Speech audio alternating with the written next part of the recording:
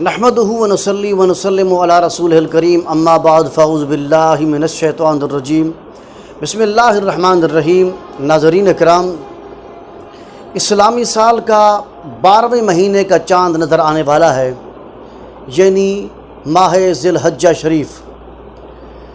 یہ مہینہ بہت بڑی برکتوں والا مہینہ ہے۔ اس مہینے میں مسلمان قربانیاں بھی کرتے ہیں اور حجاج کرام اس مہینے میں حج بھی کرتے ہیں، اس لیے اس مہینے کو بہت بڑی فضیلت حاصل ہے۔ اور اسی مہینے کی پہلی تاریخ کو سیدہ کائنات طیبہ طاہرہ عابدہ زاہدہ سیدہ خاتون اول سیدہ فاطمۃ الزہراء رضی اللہ تعالی عنہا سلام اللہ علیہا، ان کا نکاح ہوا بی بی صاحبہ کا حضرت علی المرتضیٰ کرم اللہ تعالی وجہ الکریم سے۔ اور اس مہینے کی بہت بڑی فضیلت ہے۔ ایک روایت میں آتا ہے کہ آقا رسول اللہ صلی اللہ علیہ وسلم شاہ فرمایا کہ اس مہینے کی بہت بڑی فضیلت ہے ماہ ذی الحجہ شریف کو۔ اس مہینے میں کثرت کے ساتھ عبادتیں کرو اے میری امت، اس مہینے میں کثرت کے ساتھ عبادتیں کرو، ریاستیں کرو، مجاہدے کرو، اور رات کو عبادت کیا کرو، اور دن کے روزے کی بہت بڑی فضیلت ہے۔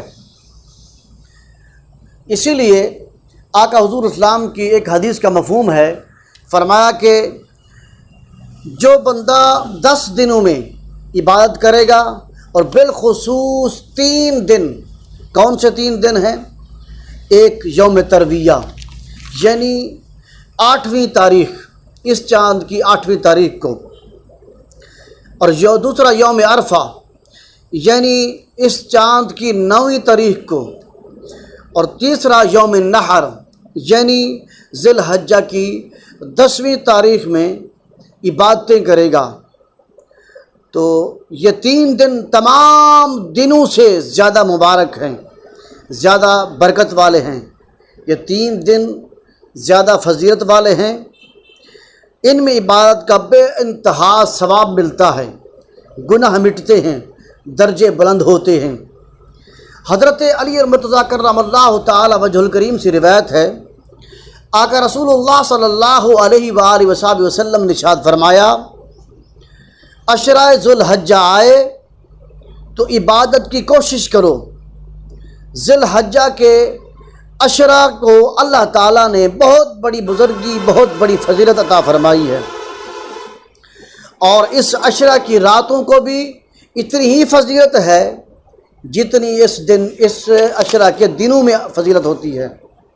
یعنی رات بھی فضیلت والی، دن بھی فضیلت والا، راتوں کو بھی برکت ملے گی بندے کو، اور دن میں بھی بندے کو برکت ملے گی۔ اگر کوئی شخص اس عشرہ کی کسی رات میں آخری تہائی حصے میں 4 رکعت نماز نفل پڑھے، 4 رکعت نماز نفل پڑھے، اور اس ترتیب سے پڑھے، اللہ تعالیٰ جل مجدہ اس کو حج بیت اللہ کا ثواب اور آقا حضور نبی اکرم صلی اللہ علیہ وآلہ وصحبہ وسلم کے روضہ اقدس پر حاضری دینے کا ثواب عطا فرمائے گا۔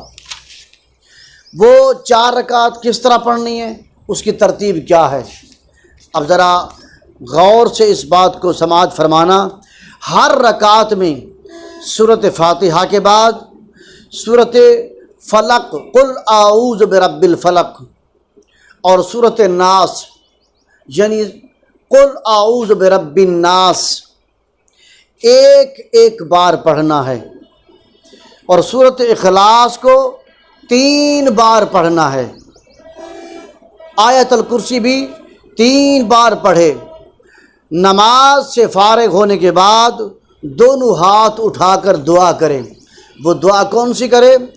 ارشاد فرمایا سبحان ذی العزت والجبروت، سبحان القدرت والملکوت، سبحان الحی الذی لا یموت، سبحان اللہ رب العباد والبلاد والحمد للہ کثیرا طیبا مبارکا علی کل حال، اللہ اکبر کبیرا، ربنا جل جلالہ وقدرتہ بکل مکان۔ اس طرح کی دعا پڑھ کے جب بندہ دعا کرتا ہے اس طرح، اللہ جل مجدہ ایسے بندے کو حج کا ثواب عطا فرماتا ہے، اور آقا حضور نبی اکرم صلی اللہ علیہ وآلہ وصحبہ وسلم کے ذات اقدس کے روضہ مقدسہ کی زیارت جتنا ثواب عطا فرمائے گا۔